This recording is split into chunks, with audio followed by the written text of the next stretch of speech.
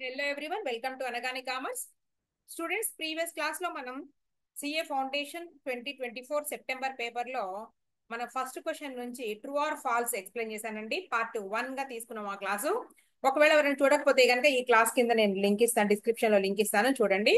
ఇవాళ part 2 class లో మనము ఆ ఫస్ట్ క్వశ్చన్ కంపల్సరీ అన్నారు కదండి. ఆ ఫస్ట్ క్వశ్చన్ లో ట్రూ ఆర్ ఫాల్స్ అయిపోయిన తర్వాత సెకండ్ క్వశ్చన్ వచ్చేటప్పటికి మనకి థియరీ క్వశ్చన్ ఇచ్చారండి. ఏంటంటే difference between accounting and book keeping 4 marks. తర్వాత ఫస్ట్ క్వశ్చన్ లోనే సి క్వశ్చన్ వచ్చేటప్పటికి రెక్టిఫికేషన్ ఆఫ్ ఎర్రర్స్ అండి. రెక్టిఫై చేయమనే 4 ఎర్రర్స్ ఇచ్చారు.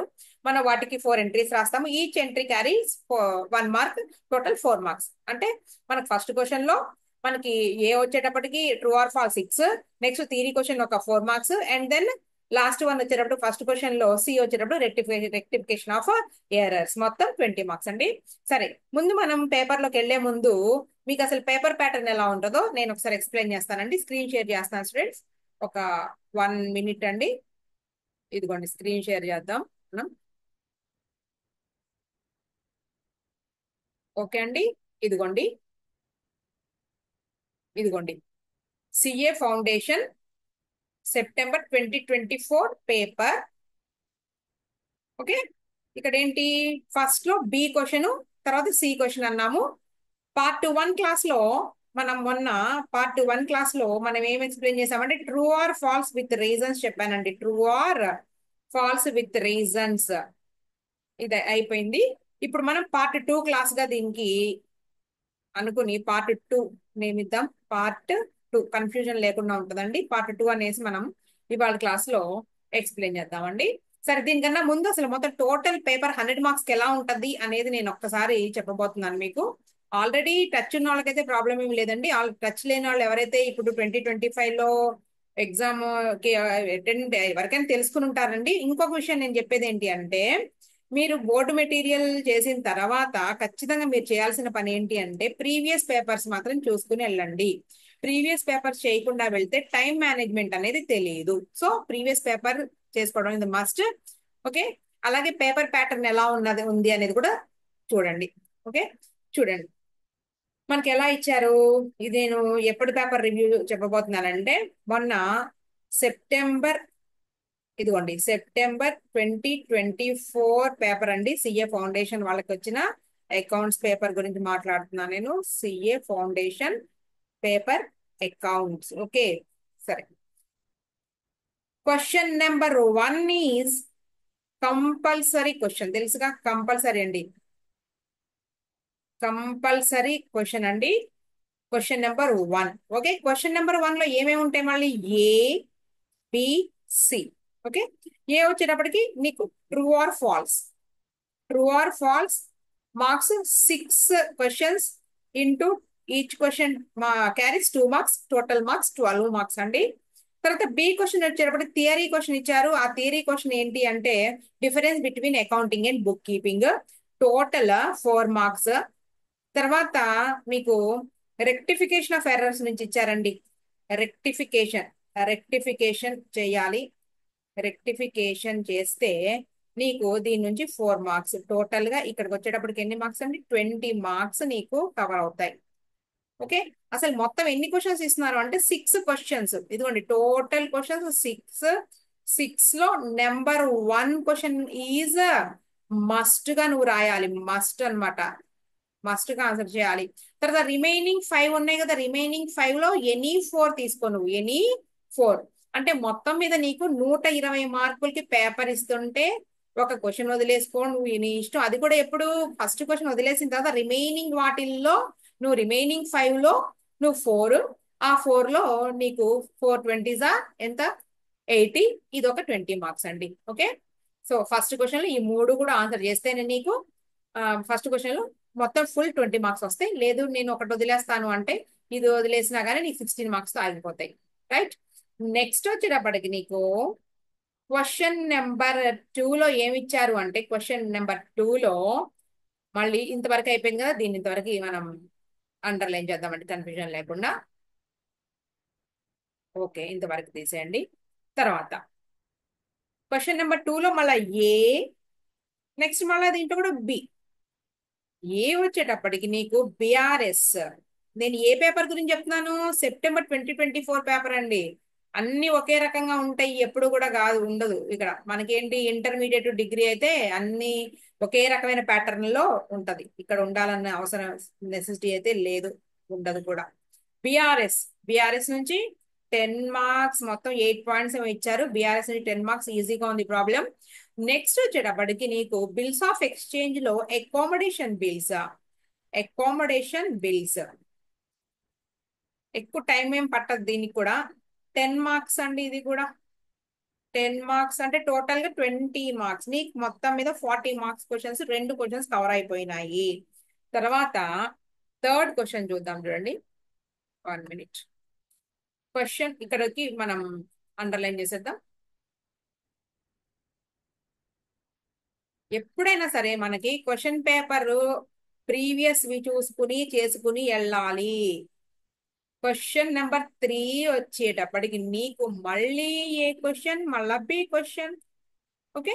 ఏ క్వశ్చన్ వచ్చేటప్పటికి మనకి ఫైనల్ అకౌంట్స్ ఉన్నాయి కదండి, sole proprietorship of final accounts. Final accounts, trading and P and L account, trading and P and L account and balance sheet.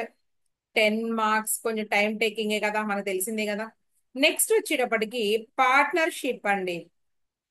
Partnership admission. Admission 10 marks. ఇక్కడికి ఎన్ని మార్క్స్ కవర్ అయినాయి నీకు? 20 మార్క్స్. ఇక్కడికి 60 అయిపోయినాయి. Next question number 4. దీన్ని అండర్లైన్ చేసేద్దాం మళ్ళా. ఓవర్ ఇంతవరకు.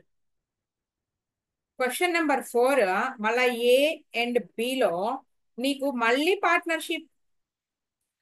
చూడండి ఎంత వెయిటేజ్, నీకు వెయిటేజ్ తెలుస్తుంది చూడు. అడ్మిషన్ లో నీకు మళ్ళా రిటైర్మెంట్ ఇచ్చారండి. Retirement of a partner 10 marks.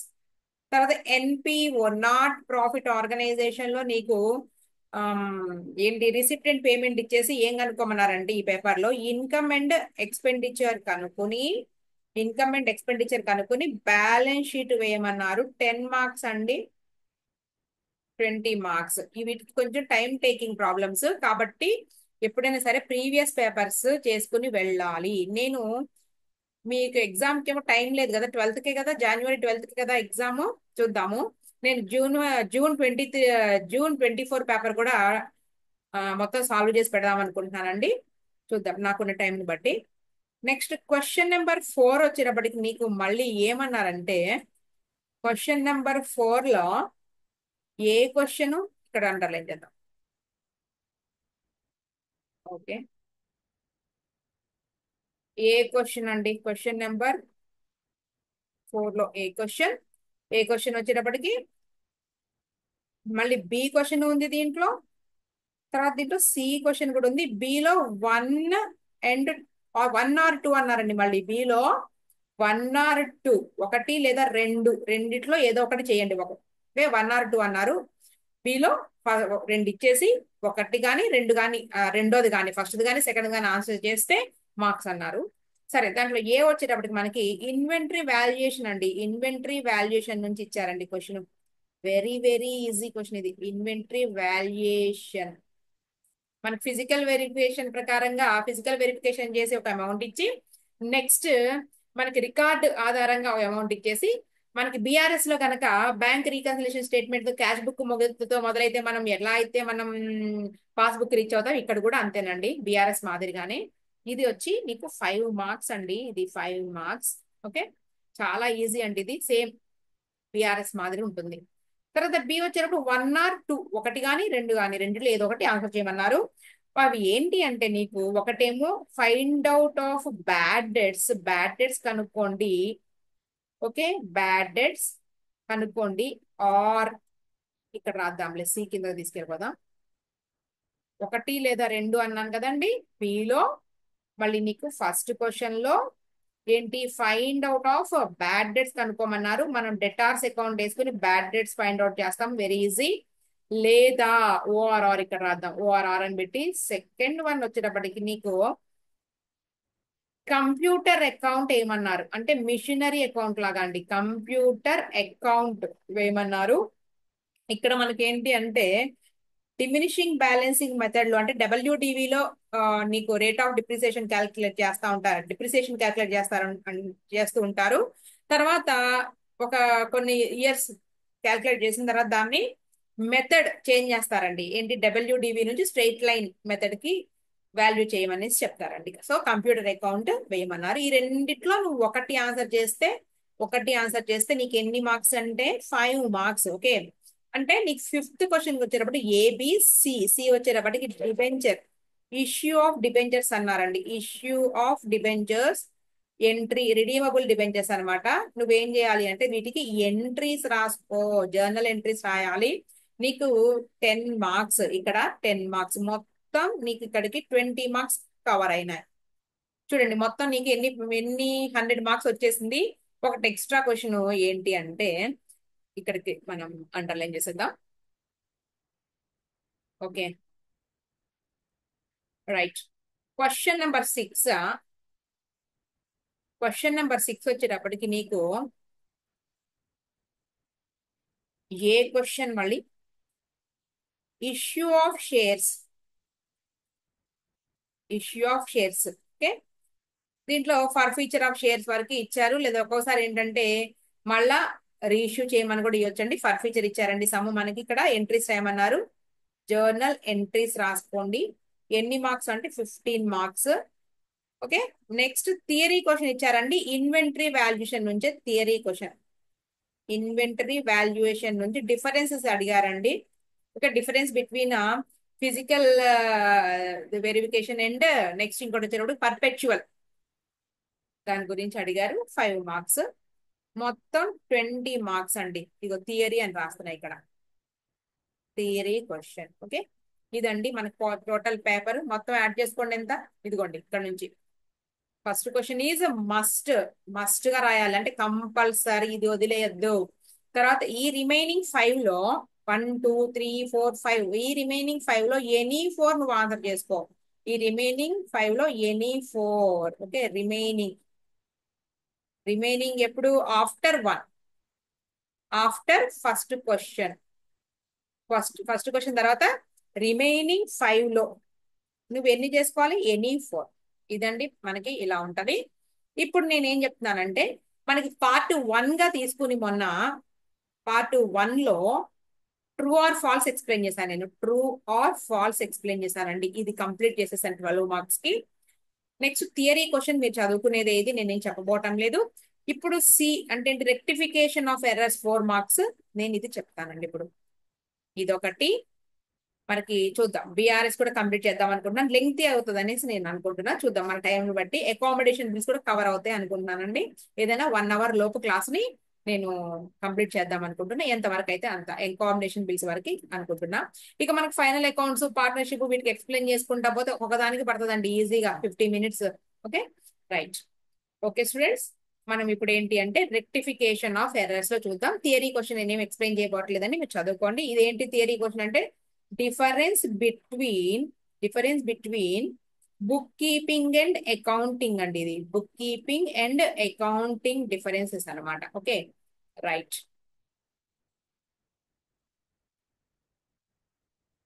1 minute అండి. ఓకే, వచ్చింది మనకి. చూడండి ఇది స్క్రీన్ పెద్ద చేద్దాం. ఇదిగోండి, ఇది పార్ట్ 2 క్లాస్. పార్ట్ 2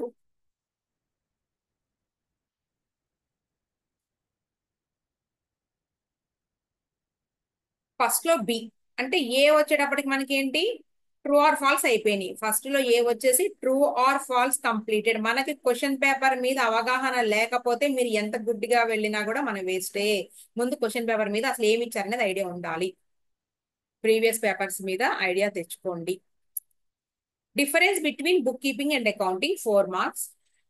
ఇప్పుడు మనం సి చూద్దాం. ఫస్ట్ లో సి ఏమన్నారు చూడు, pass the necessary journal entries to rectify the following errors using a suspense account use చేస్తూ మనం వీటిని రెక్టిఫై చేయమంటున్నారు. చూడండి, first goods of the value of rupees 500. Okay, goods 500 రూపాయలు విలువ చేసే సరుకు రిటర్న్డ్ బై మిస్టర్ వై, ఏ చేత రిటర్న్ చేయబడ్డాయి. రిటర్న్ బై ఏ అంటే అర్థం ఏంటి అంటే ఏదైనా కూడా సంస్థ దృష్టితో ఆలోచించండి. In the point of view, ఎవరిది బిజినెస్ పాయింట్ ఆఫ్ వ్యూలో మనం థింక్ చేస్తే మనం ఏం చేసాము అంటే ఏ అనేటటువంటి వ్యక్తి ఎవరైతే ఉన్నారో అతనికి గూడ్స్ సేల్ చేసామండి. గూడ్స్ సేల్ చేస్తే అవి బాగాలేదేమో, డ్యామేజ్డ్ గా ఉన్నాయో, మరి ఏదైనా రీజన్ కావచ్చు. ఆ గూడ్స్ ఏ నుంచి మళ్ళీ రిటర్న్ వచ్చినాయి. రిటర్న్ బై ఏ అంటే ఏ నుండి వచ్చిన రిటర్న్స్, ఏ నుండి వచ్చిన వాపసులు. ఏ నుండి మనకు వచ్చినాయి అంటే అంతకు ముందు మనం సేల్ చేస్తేనే అవి తిరిగి మనకు వచ్చేసినాయి. ఓకే, ఇవి sales returns, right. Sales credit balance, sales returns debit balance, అంతేనా? Sales credit balance, sales returns debit balance. అయితే entered in the sales day book ఏమండి, సేల్స్ అమ్మిన తాలూకు వస్తువులు రిటర్న్ వస్తే సేల్స్ రిటర్న్స్ లో రాసుకోవాలి కదండి. సేల్స్ రిటర్న్స్ బుక్ లో రాయాలి, కానీ సేల్స్ డే బుక్ లో రాస్తే డెబిట్ మనకి క్రెడిట్ చేస్తే ఎలా అండి? తర్వాత and posted there from to the credit of his account, అతని అకౌంట్ కి ఏమో క్రెడిట్ చేశారంట. ఓకే, అసలు మనం ముందు ఎంట్రీలోకి వెళ్లే ముందు రైట్ ఎంట్రీ ఏంటో చూద్దామండి. ఇదిగోండి రైట్ ఎంట్రీ, మనకి రైట్ ఎంట్రీ చూద్దాము. ఏ నుంచి రిటర్న్ చేయబడ్డాయండి గూడ్స్, అవునా? సో సేల్స్ రిటర్న్స్ అకౌంట్, ఇది రైట్ ఎంట్రీ అండి. డెబిటెడ్ టు అంటే రెక్టిఫైడ్ ఎంట్రీ కాదు, రైట్ ఎంట్రీ అంటే అసలు రాయాల్సింది ఇది. Sales returns account debtor to mister A account అని రాయాలి. ఓకే, కానీ వాళ్ళు ఏం చేశారు? సేల్స్ రిటర్న్స్ రాయకుండా రాంగ్ చేశారండి. ఏంటి ఆ రాంగ్ అంటే సేల్స్ కి రాసుకున్నారట. ఇదిగోండి సేల్స్ అకౌంట్ కి రాసుకున్నారట, క్రెడిట్ చేశారు, సేల్స్ అకౌంట్ కి క్రెడిట్ చేశారు. మనం ఇప్పుడు రెక్టిఫైడ్ ఎంట్రీ ఎలా రాయాలి? ఇదిగోండి రైట్ చేయాలి. మనం రెక్టిఫైడ్ ఎలా చేస్తాము అంటే అనవసరంగా సేల్స్ కి రాశారు. ఎంత అమౌంట్ అండి అది? మళ్ళీ 500 రూపీస్ గూడ్స్ అండి, 500 రూపీస్ అనమాట. ఈ 500 రూపీస్ అనవసరంగా రాశారు కాబట్టి సింపుల్ గా చెప్పేస్తా దీనికి దానికి. అంటే ఇవ్వాల్సిన సేల్స్ రిటర్న్స్ కి నువ్వు ముందు 500 రూపీస్ డెబిట్ చేసుకో. ఇవ్వాల్సింది ఏంటి అంటే ఇదిగో sales returns account debited 500 rupees. Clear? అనవసరంగా రాసింది రైట్ ఆఫ్ చెయ్యాలిగా. Sales account debtor 500 rupees to, మరి ఏం రాద్దాం? ఏకి రాద్దామా మేడం? మ్యాటరు ఏలో జాగ్రత్తగానే జరిగినట్టుంది, చూద్దాం. చూడండి, posted there from to the credit of his account. Okay, credit of his account అంటే అతని అకౌంట్ లో బాగానే పడింది అంటే ఏంటి? ఏ అకౌంట్ వేసినప్పుడు బాగానే పడింది, బాగానే క్రెడిట్ చేశారంట. సో మనకి ఏని కదపించాల్సిన పనే లేదు. కాబట్టి మనము ఒక సస్పెన్స్ అకౌంట్ తీసుకొద్దామండి. ఒక temporary account, suspense account means ఒక టెంపరరీ అకౌంట్. చూడండి, ఈ రెండు డెబిట్లు యాడ్ చేస్తే ఎవ్రీ డెబిట్ ఈక్వల్ టు ఖచ్చితంగా ఈక్వల్ అవ్వాలి కదా. సో సస్పెన్స్ అకౌంట్ 1000 రూపీస్ ఇలా రాయాలండి రెక్టిఫికేషన్ ఎంట్రీ. క్లియర్? ఇప్పుడు మనం రాద్దాం. ఇదిగోండి మనకి డేట్స్ ఏం లేవు, ఫస్ట్ ఎంట్రీ ఇలా రాసేసేయండి. ఏంటి మనకి ఇవ్వాల్సిన సేల్స్ రిటర్న్స్ కి డెబిట్ ఇచ్చుకో, అకౌంట్ డెబిటెడ్. తర్వాత అనవసరంగా ఇచ్చిన సేల్స్ ని రైట్ ఆఫ్ చెయ్యి, కింద క్రెడిట్ చేశారు కదండి. డెబ్టార్ టు ఒక temporary account, suspense account, amount 500 rupees. 500 rupees. Next total amount 1000 rupees. Narration ఏమీ వద్దు, ఈజీగా రాసేయండి. Being rectified entry is passed. చాలండి. నెక్స్ట్ పాయింట్, నెక్స్ట్ చూద్దాం. చాలా ఈజీ అండి rectification of errors. Okay, 250 rupees entered in the sales returns book. Sales returns book లో enter చేశారు. అయితే has been posted to the debit of mister R, who returned the goods. ఇక్కడ ఏమైంది? ఇది కూడా రిటర్న్ వచ్చినాయి మనకి, ఇవి కూడా సేల్స్ రిటర్న్సే. అయితే entered in the sales returns book బాగానే చేశారండి, సేల్స్ రిటర్న్స్ బుక్ లో బాగానే రాశారంటే ఈసారి. అయితే ఎక్కడ మిస్టేక్ జరిగింది? Has been posted to the debit of mister R. ఎలా అంటే ఇదిగోండి, ఇది తీసేద్దాం. సేల్స్ రిటర్న్ బుక్ లో బాగానే రాశారు, ముట్టుకోవద్దండి. యాక్చువల్ గా రాయాల్సినది ఏంటి? రాద్దాం. రైట్ ఎంట్రీ ఏంటంటే రైట్ ఎంట్రీ ఇది కూడా మీకు ఏంటి అంటే సేల్స్ రిటర్న్సే కదా. Sales returns account debited to name ఏదో ఇచ్చారు కదా, the debit of mister R who return the goods, right, has been posted to the debit of mister R. ఇదే కదా రాయాలి. ఇదిగో sales returns accounted R to R account రాయాలి కదా. ఇలా రాయకుండా ఆర్ అకౌంట్ ని డెబిట్ ఇస్తూ రాశారంట. ఓకే, అంటే ఈ క్రెడిట్ చేయాల్సిన ఆర్ ని ఏం చేశారు, డెబిట్ ఇస్తూ రాస్తున్నారంట ఆర్ అకౌంట్ లో. సేల్స్ రిటర్న్స్ ని మనం ఏమీ ముట్టుకోవద్దు, టచ్ చేయొద్దు. ఇది రైట్ ఎంట్రీ అండి. రాంగ్ ఎంట్రీ ఏంటి అంటే ఆర్ అకౌంట్ డెబిట్ చేశారంట. ఆర్ అకౌంట్ డెబిట్ చేశారు కాబట్టి దాన్ని రైట్ ఆఫ్ చేయాలి కదండి. సో మనం రెక్టిఫైడ్ ఎంట్రీ ఇక్కడ చెప్తున్నా చూడండి. రెక్టిఫైడ్ ఎంట్రీ ఏంటి అంటే ఆర్ అకౌంట్ ని అనవసరంగా క్రెడిట్ చేశారు కాబట్టి దాన్ని రైట్ ఆఫ్ చేయడానికి డెబిట్ చేసుకో, are account debtor amount 250 rupees. Okay, అసలు ఆర్ అకౌంట్ రాసుకోవాలి కదండి, ఇవ్వాల్సిన ఆర్ అకౌంట్ డెబిట్ ఇవ్వాలి కదా. ఇందాక రాయలేదు 250 అంటే ఏంటి, క్రెడిట్ చేసిన దాన్ని రైట్ ఆఫ్ చేయడానికి ఆర్ అకౌంట్ డెబిట్ చేస్తే ఒక 250 రూపీస్. అసలు రాయాల్సినటువంటిది ఇప్పుడు రాయాలి కదండి ఆర్ అకౌంట్ కి. So 250 rupees to temporary account suspense account 500 rupees. ఇది బాగానే ఉంది కాబట్టి ఈ సేల్స్ రిటర్న్స్ టచ్ చేయమాకండి. సో ఇన్ని ఆర్లు వద్దు, ఒకే ఆర్ రాసుకుంటే సరిపోతుంది. ఆర్ అకౌంట్ డేటార్ టు సస్పెన్స్ అకౌంట్, అంతేగా. చూడండి ఒకసారి. సెకండ్ వన్ ఏంటి, posted to the debit of mister R who return the goods. Credit చేయాల్సి డెబిట్ చేశారని అక్కడ మీనింగ్. ఓకే, రాద్దాం చూడండి. సెకండ్ వన్ ఇన్ని ఆర్లు అవసరం లేదు కదండి, R account debited to suspense account, అంతే. ఆ 500 ప్లస్ 500 రూపీస్ ని ఇది కొట్టుకోవాలంటే 500 ప్లస్ 500 ఒకటే కదా, మొత్తం 1000 రూపీస్. 1000 రూపీస్. సేమ్ పాట పాడండి మళ్ళీ ఇక్కడ. Being rectified entry is passed, అంతే. నెక్స్ట్ చూద్దాం.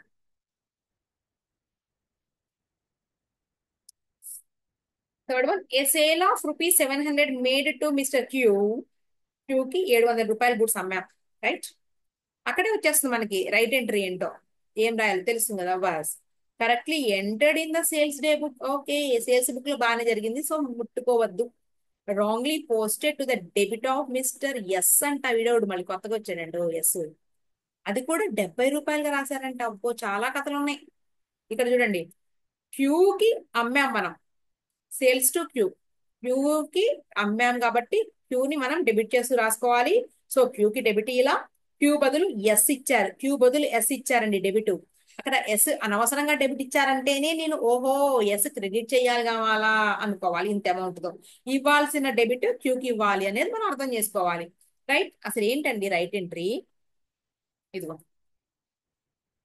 థర్డ్ వన్ ఇక్కడ రైట్ ఎంట్రీ రాస్తున్నా చూడండి. రైట్ ఎంట్రీ ఏమండి, రైట్ ఎంట్రీ క్యూ కదా, Q account debited to sales account రాయాలి. ఎంత, 700 రూపీస్. ఇది రైట్, ఇది రైట్. ఏది, ఈ సేల్స్ రైటే. రాంగ్ ఏం రాశారట, క్యూ అల్లా ఎస్ కి రాశారంట పాపం. S account debited. Okay, S ని డెబిట్ చేశారు. ఇక నేను దీన్ని రాయట్లేదండి, ఎస్ కి డెబిట్ చేశారు 70 రూపాయలతో అంట. అది కూడా అంటే నీకు ఈ ఎస్ ని ముందు రద్దు చేసేయి, ఇవ్వాల్సిన క్యూకి డెబిట్ ఇచ్చేసేయి. సో ఇక్కడ అర్థం చేయండి, రెక్టిఫైడ్ ఎంట్రీ ఇలా ఉంటుంది.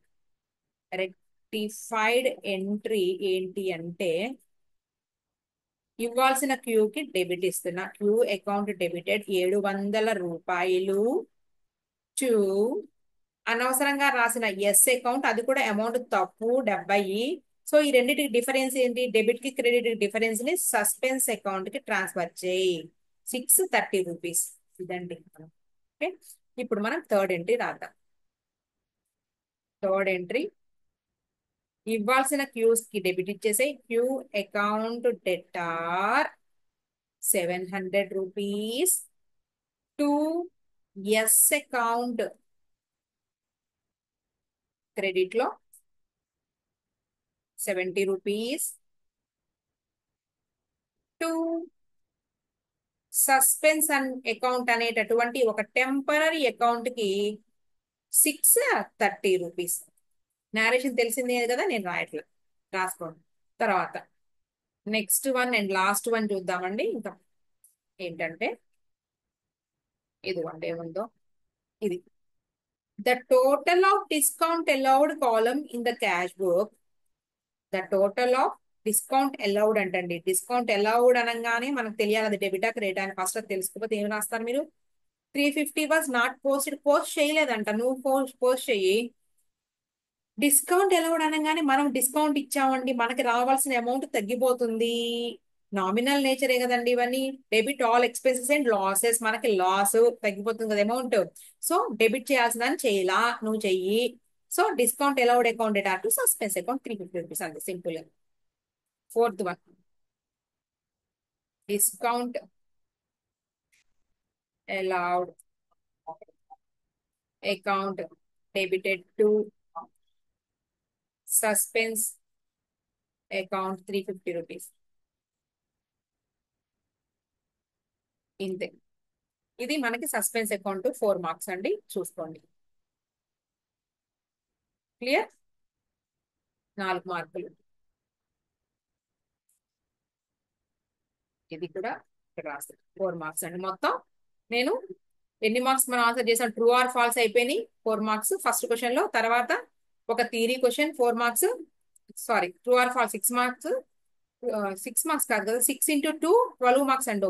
6 అంటున్నాయి ఇందాక నుంచి. 12 + 4 + 4 రెక్టిఫికేషన్ ఎర్రర్స్, 20 మార్కులు అయిపోయిందండి. ఇప్పుడు మనం ఏంటంటే సెకండ్ క్వశ్చన్కి వెళ్తాము. సెకండ్ క్వశ్చన్ ఏమి ఇచ్చారు చూద్దాము. సెకండ్ క్వశ్చన్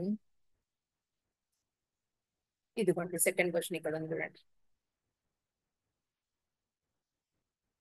రైట్, ఇదిగోండి సెకండ్ క్వశ్చన్. నీకు బిల్స్ ఆఫ్ ఎక్స్చేంజ్ కాదు, బిఆర్ఎస్, బ్యాంక్ రీకన్సిలేషన్ స్టేట్మెంట్ ఇచ్చారు. ఇదిగో ఎన్ని మార్క్స్ అంటే 10 మార్క్స్. ఇక్కడ రాసాం ఆల్రెడీ 10 మార్క్స్. చూద్దాం చూడండి. BRS, the cash book of Hari showed a debit balance of rupees 1,38,800 as on 31st 12 2023, which was in disagreement with balance as per passbook. Following discrepancies were noticed. మనకి ఇచ్చింది ఏ book balance అండి? Balance as per cash book. అది కూడా balance, over draft కాదండి. Debit balance అంటే మనకి ఏంటి అంటే క్యాష్ బుక్ బ్యాలెన్స్ అని. ఒకసారి చెప్తున్నట్టండి, మనకి favourable balance, favourable balance or debit balance, balance as per CB cash book. Okay, ఇదే మ్యాటర్ మనకి ఏమవుతుంది? Favourable balance, favourable balance, credit balance అంటే ఆర్ అని ఇక్కడ, యాజ్ పర్ పాస్బుక్. ఓకే, ఇది మనకి అయిపోతే నెక్స్ట్ ఏమంటాం మనం? అన్ఫేవరబుల్ బ్యాలెన్స్,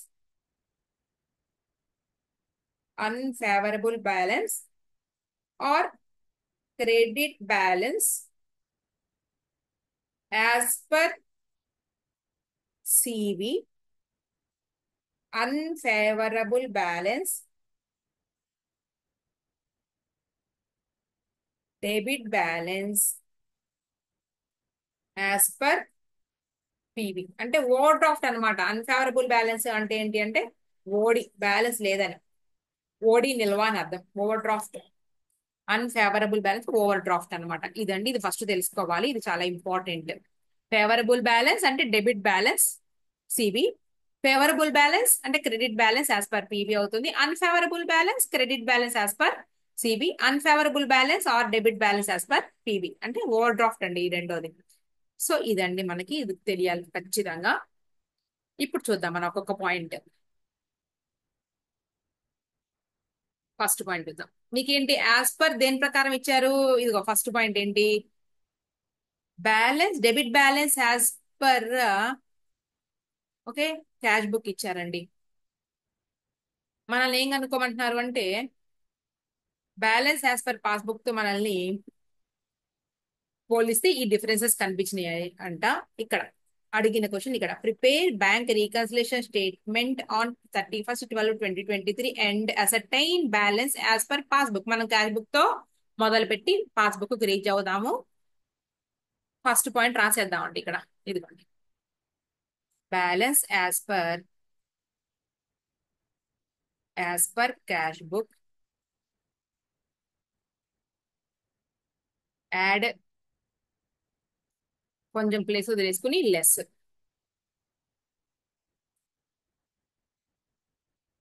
అమౌంట్ చూడండి ఎంతో. ఇదిగోండి 1,36,800 రూపీస్. 1,00,000 ఇన్నర్ కాలం అవుటర్ కాలం అండి, డెబిట్ క్రెడిట్ కాదండి. 1,36,800 రూపీస్ రాసినాక ఫస్ట్ పాయింట్ చూద్దాం ఏమన్నారంటే ఇదిగోండి dividend of ₹18,000 was deposited in the bank of which Hari had no information. 18,000 రూపాయలని బ్యాంకులు డిపాజిట్ చేశారు, హరికి ఇన్ఫర్మేషన్ రాలేదు. డివిడెండ్ అన్నమాట, షేర్ల మీద డివిడెండ్ కంపెనీ ఏం చేసిందంటే డైరెక్ట్ గా బ్యాంక్ లో క్రెడిట్ చేసేసింది. నేను ఒక చిన్న టెక్నిక్ చెప్తాను. ఇదిగో 2 పుస్తకాలు ఇక్కడ రాసుకోండి, క్యాష్ బుక్ పాస్బుక్. రైట్, రాసుకున్న తర్వాత ఏ పాయింట్ అయినా కానీ ఒక్కటే మీరు ఆలోచించాలి. ఏంటి అంటే 3 క్వశ్చన్స్ వేసుకోండి అండి. 3 ఏంటంటే ఏ బుక్ మీద జరిగినటువంటి ఇచ్చిన ఈ విషయం ఏదైతే ఉందో దీనివల్ల ఏ బుక్ మీద ఇంపాక్ట్ పడింది ఫస్ట్ పాయింట్. ఓకే, రెండో పాయింట్ ఏంటి, ఆ ఇంపాక్ట్ వల్ల ఆ ఇంపాక్ట్ పడిన బుక్ ఏమైంది అంటే ఇంక్రీజ్ అయిందా డిక్రీజ్ అయిందా అనేది సెకండ్ పాయింట్. థర్డ్ పాయింట్ ఏంటి అంటే సమానం చేయడానికి మనం ఏం చేయాలనేది థర్డ్ పాయింట్. మొత్తం 3 పాయింట్స్. ఇచ్చినటువంటి మ్యాటర్ వల్ల ఏ బుక్ ఎఫెక్ట్ అయ్యింది, ఆ ఎఫెక్ట్ వల్ల ఇంక్రీజా డిక్రీజా, దాన్ని సమానం చేయడానికి మనం ఏ బుక్ వాడాలి. ఏ బుక్ వాడతామండి, మనకి ఏ బ్యాలెన్స్ తెలుసు ఆ బుక్కే వాడతాం. మనకి ఈ లెక్కలో క్యాష్ బుక్ తెలుసు కాబట్టి క్యాష్ బుక్కే వాడతాము. అది క్లియర్గా ఉండండి అంతే. మనం మూడో పాయింట్ ఏంటి, సమానం చేయడానికి ఈ లెక్కలో మనకి క్యాష్ బుక్ ఇచ్చారు కాబట్టి క్యాష్ బుక్ ని మనం ఇంక్రీజ్ ఆర్ డిక్రీజ్ చేయగలం. ఇంక్రీజ్ ఆర్ డిక్రీజ్ చెప్తున్నాను కదా. సరే, చిన్న సింపుల్ పాయింట్ చెప్తున్నాను అండి. 2 హ్యాండ్స్ తీసుకోండి. ఎగ్జామ్ హాల్లో కూడా తీసుకోవాలా మేడం అంటే అవసరం లేదు. మనం ఒక 2 or 3 ప్రాబ్లమ్స్ చేసేస్తే మనం మైండ్ లో క్యాలిక్యులేషన్ అనేది వచ్చేస్తుంది. Very very easy problem. 2 hands తీసుకోండి. 2 హ్యాండ్స్ తీసుకుంటే నేను అనుకుంటున్నాను ఈ నా లెఫ్ట్ హ్యాండ్ ని క్యాష్ బుక్ అనుకుంటున్నా, రైట్ హ్యాండ్ ని పాస్ బుక్ అనుకుంటున్నా, మీ ఇష్టం అది ఎలా అయినా అనుకోండి. Left hand cash book, right hand passbook. Okay, కనిపిస్తున్నాయండి హ్యాండ్స్. రైట్, ఇప్పుడు ఏంటి అంటే జరిగింది ఏంటి, డివిడెండ్ ఏది ఫస్ట్ ఎఫెక్ట్ పడింది ఏ బుక్ అంటే dividend of ₹18,000 was deposited in the bank of which Hari. Okay, హరికి ఇంక ఇంటిమేషన్ రాలేదు. కంపెనీలో ఏ కంపెనీ ఏం చేసిందంటే షేర్స్ మీద డివిడెండ్ మనకి ప్రాఫిట్స్ లో ఇస్తుంది కదండి, దాన్ని ఏమంటారు, షేర్స్ మీద వచ్చేటటువంటి ప్రాఫిట్ ని, కంపెనీ ఇచ్చేటటువంటి ప్రాఫిట్ ని డివిడెండ్ అంటారు. ఆ డివిడెండ్ రావడం వలన డైరెక్ట్ గా బ్యాంక్ లో ఎంటర్ చేయడం వలన ఎఫెక్ట్ ఏమైందండి, క్యాష్ బుక్ ఇది పాస్ బుక్ అండి, ఇది పాస్ బుక్ ఏమైందంటే ఇంక్రీజ్ అయిందండి. పాస్ బుక్ ఏమైంది, ఇంక్రీజ్ అయింది. క్లియర్. ఇది ఫస్ట్ ఏ బుక్ మీద ఎఫెక్ట్ పడింది, పాస్బుక్. ఆ పాస్బుక్ వల్ల ఏమైంది, పాస్బుక్ ఇంక్రీజ్ అయింది ఆ ఎఫెక్ట్ వల్ల. రైట్, మరి సమానం చేయడానికి ఏమి చేయాలి, నీకు తెలిసిన బ్యాలెన్స్ ఏంటి, నువ్వు రాసుకున్నావు కదా ఫస్ట్ పాయింట్ లో balance as per cash book అని.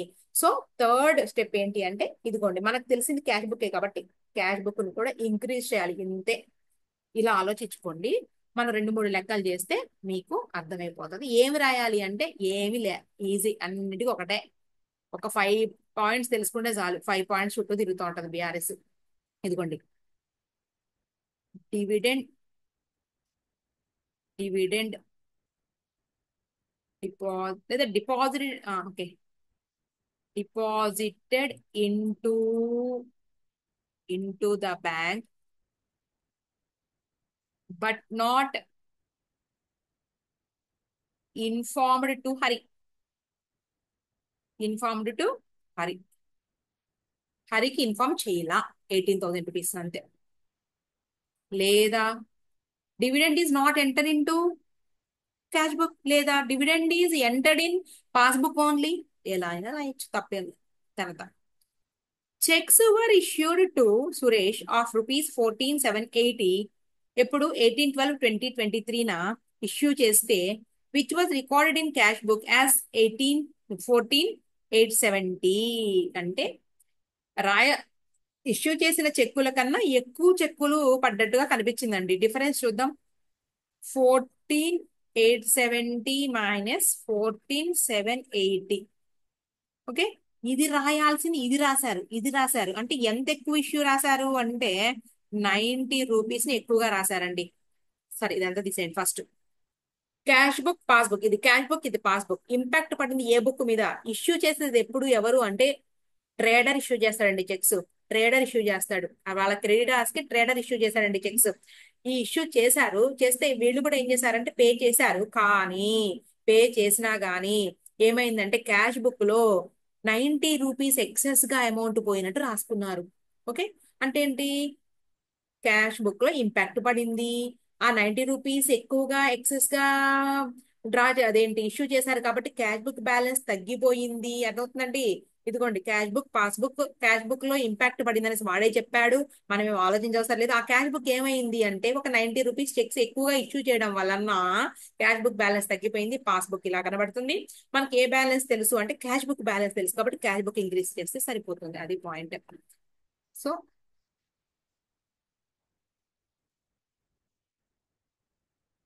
ఏమని రాద్దాము? ఇక్కడ ఉన్న చూసుకోండి. Cheques were issued to Suresh. Okay, which was recorded in cash book. Okay,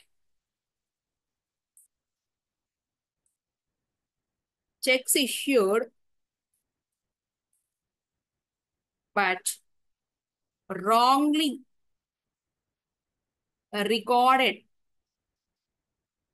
in CB. ఏంటండి 90 రూపీస్ చెక్స్. నెక్స్ట్ పాయింట్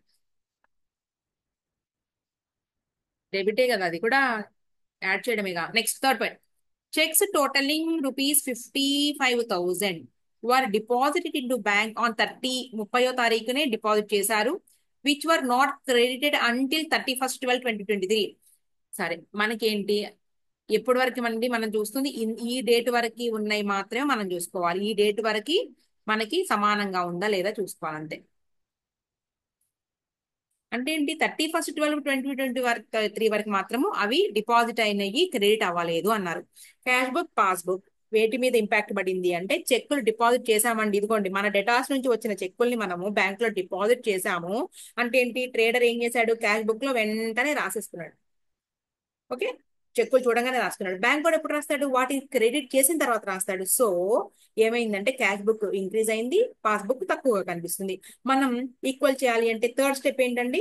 మనకి క్యాష్ బుక్ బ్యాలెన్స్ తెలుసు కాబట్టి లెస్ లో రాసుకోవాలి. ఓకే, లెస్ లోకి వెళ్ళిపో. లెస్ ఇదిగోండి, ఇదిగోండి ఏంటి ఇదే 5 పాయింట్స్ అండి. ఇష్యూ, తర్వాత deposited, customer directly deposit into bank, అదొక థర్డ్ పాయింట్ వస్తుంది. నెక్స్ట్ ఫోర్త్ పాయింట్ ఎర్రర్స్ ఏవైనా passbook. Fifth point error in cash book. అంతే. Cheques deposited but not collected అంతే, లేదా బట్ నాట్ క్రెడిటెడ్. అయిపోయింది. ఎంత? 55,000 రూపీస్ చెక్స్ అండి. 55,000 రూపీస్. నెక్స్ట్ పాయింట్ వేద్దాం. ఇదిగోండి, Mediclaim premium of rupees 14,160 was paid as per the standing instructions of the Hari, which was not recorded in the cash book. Cash book passbook లో impact పడింది passbook మీద. ఆ mediclaim ఏదైతే ఉందో payment చేశారంటండి insurance. So passbook ప్రకారం ఏమైంది అంటే వాడు డైరెక్ట్ గా హరి చెప్పాడు అనమాట, నా ఖర్చులన్నీ నువ్వు పే చేసేసాయి అనేసి ముందే ఇన్స్ట్రక్షన్ ఇచ్చేసాడు. సో ఇంపాక్ట్ పడింది పాస్బుక్. ఆ పాస్బుక్ ఏమైందంటే డిక్రీజ్ అయింది. ఇది ఇంకా వీరికి తెలియలేదు. సో ఇలా కనబడుతుందండి. ఓకే, సో మనం క్యాష్ బుక్ కూడా ఏం చేయాలంటే డిక్రీజ్ చేయాలి. ఓకే, 14,160. 14,160 రూపీస్ ముందు రాద్దాం, మళ్ళీ మర్చిపోతాం. ఓకే, పాయింట్ ఏంటి? లెస్ లో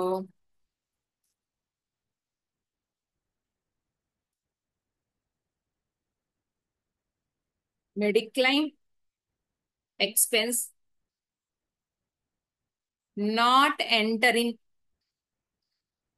ఇన్ సిబి అనొచ్చు, లేదా ఎంటర్ ఇన్ పిబి అని కూడా అనొచ్చు. అయిపోయింది. Next fifth one, goods amounting rupees 1,60,000 were sold to Ajay okay, అమ్మాము అంటే డబ్బులు రావాలి మనకి. In November 2023 he deposited cheques direct గా customer directly deposit in to bank అంట 15/12/2023 ఆఫ్టర్ డిడక్టెడ్ 4% క్యాష్ డిస్కౌంట్. 4% తీసేసిన తర్వాత డైరెక్ట్ గా బ్యాంక్ లో డిపాజిట్ చేశాడు. The entry was missed while preparing cash book. Cash book లో రాయలా. ముందు అమౌంట్ చూసుకోండి. అమౌంట్ ఎంత? 1,60,000 మీద 4% అంట. ఓకే, అంటే -4% చేస్తే సరిపోతుంది కదా. మనం యూజ్ చేద్దామండి. ఫోన్ యూజ్ చేస్తాను నేను. 1,60,000 1,60,000 ఇంటూ 4%. 4% అంటే 6,400 వచ్చిందండి. ఓకే, 6,400 వచ్చింది.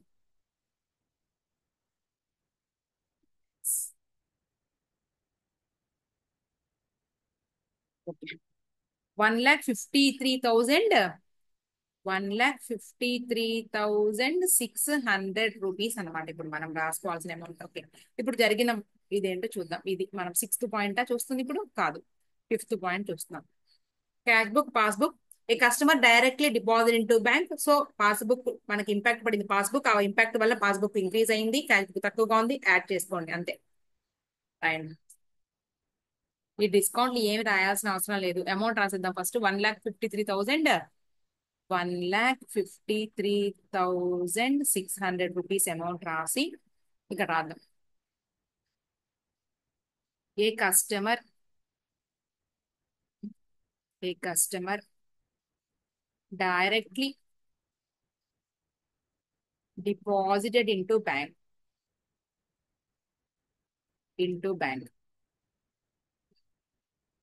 Next point. మొత్తం 8 పాయింట్స్ ఇచ్చారు, 10 మార్క్స్ కదండి మరి. Okay, bank charges for issue. Bank charges అనగానే తెలుసు ఇంపాక్ట్ పడింది పాస్బుక్ మీద. Bank charges for issue of cheque book ₹150 was skipped while preparing cash book. Okay, cash book, passbook impact పడింది bank charge వల్ల passbook. Okay, bank charges వల్ల passbook down అయిపోయింది. మనకు తెలిసింది క్యాష్ బుక్ కాబట్టి దీన్ని కూడా తగ్గించండి. 150 రూపీస్ లెస్ లో. ఓకే, బ్యాంక్ చార్జెస్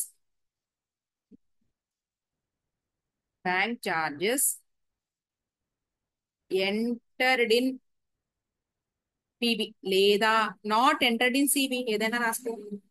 తర్వాత 7th one. Hari received a UPI of 1,000 rupees on 29/12/2023 for sale of scrap which was not entries in cash book. Entry రాయలా. డబ్బులు వచ్చినాయి, ఇంపాక్ట్ పడింది పాస్బుక్ మీద యూపీఐ కాబట్టి. సో పాస్బుక్ ఇంక్రీజ్ అయింది, cash book balance తెలుసు, so cash book increase చేయండి. Amount 1,000 rupees ముందు రాసేద్దాం. ఇంక్రీజ్ 1,000.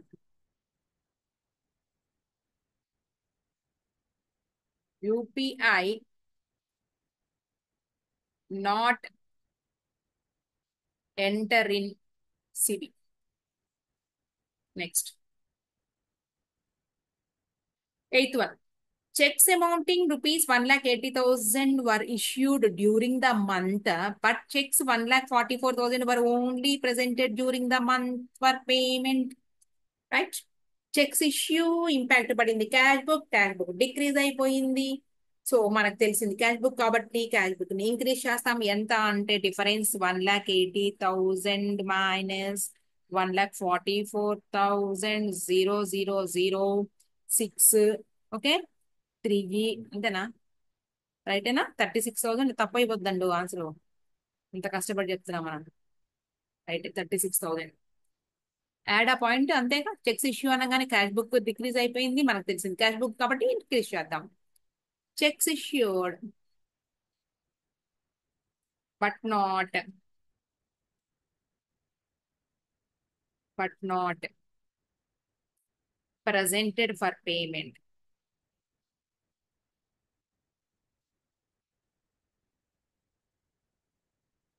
ఎంత?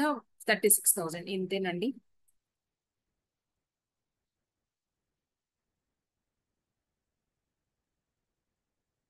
చూద్దామండి. ఇదిగోండి యాడ్ కదండి, ఇదిగోండి యాడ్. బ్యాలెన్స్ కి ఈ అమౌంట్స్ అన్ని కూడా యాడ్ చేద్దాం. 18 అంటే 0 0 9 తర్వాత 9 తర్వాత 0 6 6 ఇక్కడ 6 8 3 11 11 1 12 12 18 18 1 9 no wrong 8 11 11 12 12 19 కదా 19 ఓకే. 1 minute అండి. 6 8 3 11 11 12 12 18 1 2 5 7 0 1 ఒక నిమిషం. 2 2,08,690 రూపీస్. ఇది కొంచెం పైన గీద్దామండి. దీనికి యాడ్ చేస్తే 9 0 8 4 1 7 15 1 4 3,45,490 రూపీస్. ఈ 3ని యాడ్ చేద్దాం.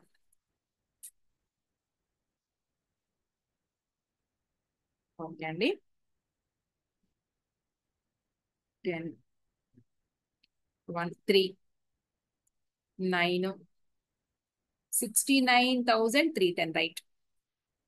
లెస్ చేస్తే 276,180 276,180 276,180 ఇదండి ఆన్సర్ మనకి.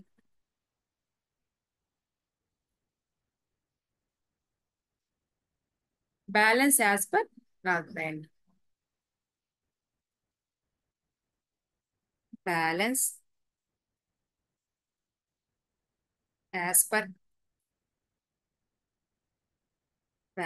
As per passbook as on 31st 12/2023. చూసుకోండి సార్ మొత్తం 10 మార్క్స్. ఇది చేస్తే 10 మార్క్స్ వచ్చినట్టే కదండి మనకి. ఓకే, ఈ క్లాస్ ఇంతటితో ఆపేద్దామండి. నెక్స్ట్ క్లాస్ లో మనం బిల్స్ ఆఫ్ ఎక్స్చేంజ్ లో మనం ఏం చేయబోతాం. బిల్స్ ఆఫ్ ఎక్స్చేంజ్ లో ఏం చూస్తామంటే అకామిడేషన్ బిల్ ఇచ్చారు, అది చెప్తానండి. ఆపేస్తాను, లెంగ్త్ అయిపోతుంది క్లాస్.